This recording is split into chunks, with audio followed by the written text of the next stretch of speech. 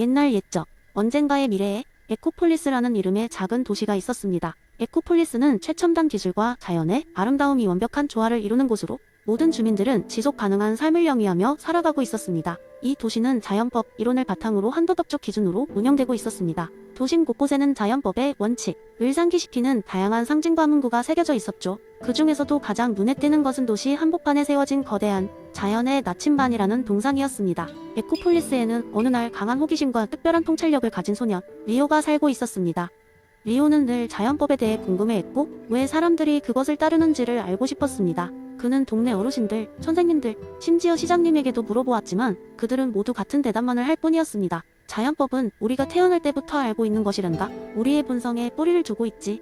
그걸 따르는 것이 우리의 도리란다. 리오는 스스로 답을 찾기로 결심했습니다. 어느 날 밤, 그는 몰래 자연의 나침반 동상에 다가갔습니다. 그곳에서 리오는 고요한 마음으로 자연법의 본질을 명상하기 시작했습니다. 갑자기 동상이 은은하게 빛나며 그에게 말을 걸었습니다. 리오, 내가 이렇게 깊이 묻고자 하는 이유가 무엇이냐? 깜짝 놀라긴 했지만 리오는 침착하게 동상에게 대답했습니다. 저는 왜 자연법이 우리가 따라야 하는 것인지 알고 싶어요. 그리고 어떻게 하면 그것을 더 깊이 이해할 수 있는지요? 동상은 부드럽게 웃으며 말했습니다. 자연법은 단순히 규칙이 아니라 인간이 어떻게 살아가야 할지를 가르쳐주는 나침반과 같단다. 너의 이성이 너를 이끌어줄 것이며 자연 속에서 내 본성을 찾는 데 도움을 줄 것이다. 리오는 그날 이후로 자연을 더 깊이 탐구하기 시작했습니다. 그는 숲을 거닐며 나무의 성장과 계절의 변화를 관찰했고 강물을 보며 삶의 흐름을 느꼈습니다. 모든 것이 자연의 법칙에 따라 질서정연하게 움직이는 것을 보며 자신 또한 그 일부임을 깨달았습니다. 그는 자연의 소리를 듣고 이성의 지침에 따라 행동하기 시작했습니다. 어느 날 리오는 친구들이 쓰레기를 함부로 버리는 것을 목격했습니다.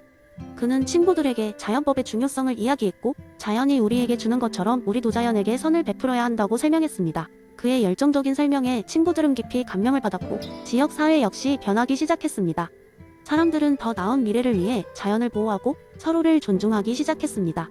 리오는 에코폴리스에서 자연법 이론의 체화가 어떻게 도시 전체에 긍정적 변화를 이끌어낼 수 있는지를 직접 경험했습니다. 그는 자신의 경험을 바탕으로 자연법이 우리의 삶을 풍요롭게 할 수 있음을 증명했습니다. 이것은 토마스 아퀴나스가 주장했던 자연법 이론의 진정한 가치와 힘을 보여주는 것이었습니다.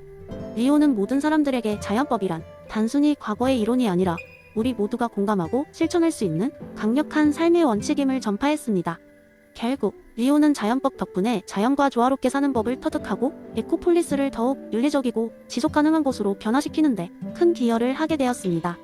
그의 이야기는 먼 훗날에도 인간 본성에 뿌리를 두고 선과 악을 구분할 수 있는 힘을 발휘하는 자연법의 중요성을 일깨워주는 교훈으로 남았습니다. 두 번째 이야기. 한때 작은 마을에 완두콩 왕국이라는 곳이 있었습니다. 이 마을은 무질서와 혼란으로 가득 차 있었는데 이웃과의 작은 말다툼이 종종 큰 싸움으로 번지곤 했습니다.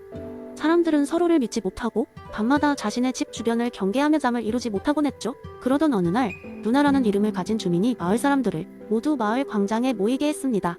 루나는 토마스 홉스의 사회계약론에 영감을 받아 사람들을 설득하기 시작했습니다. 우리는 현 상황에서 더 이상 발전할 수 없습니다. 끊임없는 싸움과 불신 속에서 우리는 전진할 수 없습니다. 우리 모두가 만족하고 안전하게 살 수 있는 방법을 찾아야 하지 않겠습니까? 그녀의 열정적인 연설은 마을 사람들의 관심을 끌었고 조금씩 변화를 위한 논의가 시작되었습니다.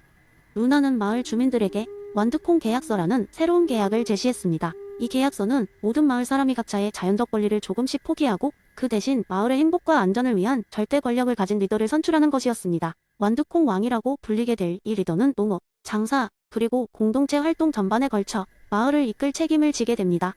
물론 처음에는 반발도 있었습니다. 사람들은 자연적 권리를 포기하는 것이 두려웠고 강력한 지도자가 과연 그만한 가치가 있는가에 대해 의문을 가졌습니다. 하지만 루나는 거리로 나가 마을에 숨겨진 재능을 가진 각 사람이 자신이 맡게 될 역할에 대한 비전을 보여주었습니다. 예를 들어 훌륭한 요리사인 앨런은 최고의 잔치를 열어 마을 사람들의 마음을 하나로 모으고 농부 릴리는 척박한 땅에서 풍성한 채소를 키울 수 있도록 연구를 약속했죠. 결국 마을은 한 명의 절대적인 권위를 가진 지배자를 선출했고 완두콩 왕은 그 어느 때보다 더 평화롭고 번영하는 마을을 만들기 위해 힘썼습니다. 이 새로운 질서 아래 마을 사람들은 더 이상 불안에 시달리지 않았고 각자의 삶을 더 풍요롭게 만드는데 집중할 수 있었습니다. 인간의 기본적인 두려움과 불안에서 벗어나 완두콩 왕국은 마침내 하나의 진정한 공동체가 되었던 것입니다. 그리고 루나의 비유는 마을을 넘어서까지 전해졌습니다. 다른 마을도 완두콩 왕국의 성공을 본받아 자기들만의 사회계약을 작성해 서로를 믿고 의지하며 발전해 나가기 시작했죠. 이 이야기는 우리가 서로에게 책임을 다하고 신뢰를 바탕으로 더 나은 공동체를 만들 수 있다는 것을 보여준 사례로 남았습니다.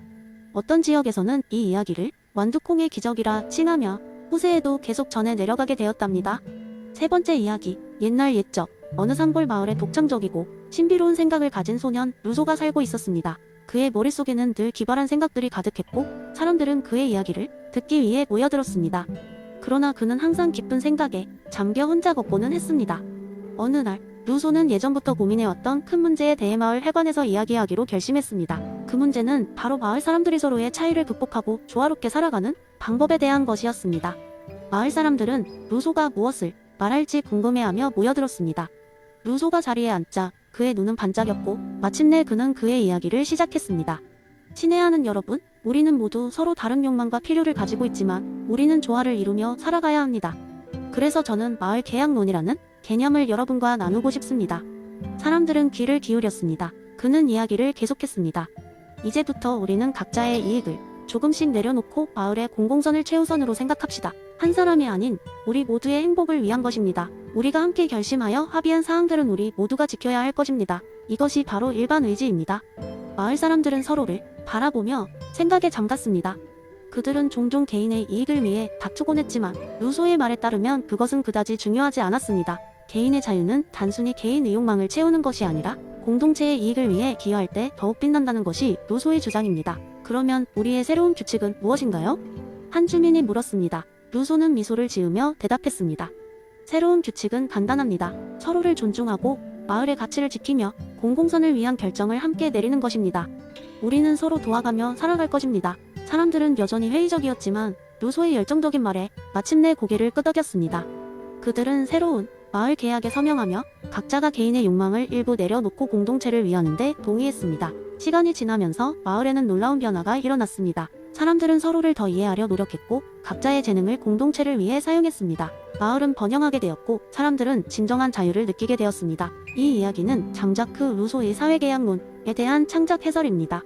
루소는 개인의 자유가 공동체의 일원이 되어 일반 의지를 따를 때 가장 잘 발휘된다고 이야기했습니다. 그리고 결국 이를 통해 우리는 모두가 더 나은 세상을 만들 수 있다는 메시지를 전하고 싶었던 것이죠.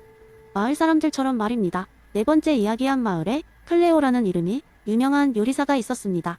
그녀는 놀라운 솜씨로 어떤 재료도 향기롭고 맛있는 요리로 탈바꿈시키는 매력을 지니고 있었죠. 마을 사람들은 그녀의 요리를 무척 사랑했고 그녀의 식당은 항상 손님들로 북적거렸답니다. 어느 날 클레오는 주방에서 새롭고 특별한 요리를 구상하고 있었습니다.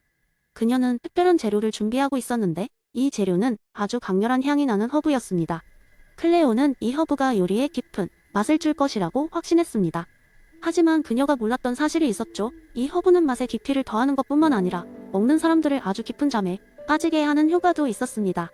클레오는 요리를 만들면서 이 요리가 손님들에게 색다른 경험을 선사할 것이라는 기대에 부풀어 있었습니다. 마침내 저녁 시간이 되어 손님들이 하나둘 식당을 찾아오고 클레오의 새로운 요리를 주문했습니다. 모두들 요리가 세상에서 가장 맛있는 요리라며 감탄했죠. 하지만 얼마 지나지 않아 손님들은 하나둘씩 꾸벅꾸벅 졸기 시작했고 식당은 곧바로 조용한 수면실이 되고 말았습니다. 이 상황을 본 클레오는 깜짝 놀랐죠. 그녀는 단지 모든 손님들에게 새로운 맛의 기쁨을 주고자 했을 뿐인데 졸음은 전혀 의도하지 않았던 결과였습니다. 이때 그녀의 친구이자 철학자인 앨리스가 식당에 들어와 이 상황을 목격했습니다. 앨리스는 엘리자베스 앤스콤 의행위의 이중결과 원리를 떠올렸고 이를 바탕으로 클레오를 위로하기 시작했습니다. 클레오, 내가 손님들에게 좋은 음식을 제공하고자 했던 진심은 의심할 여지가 없어.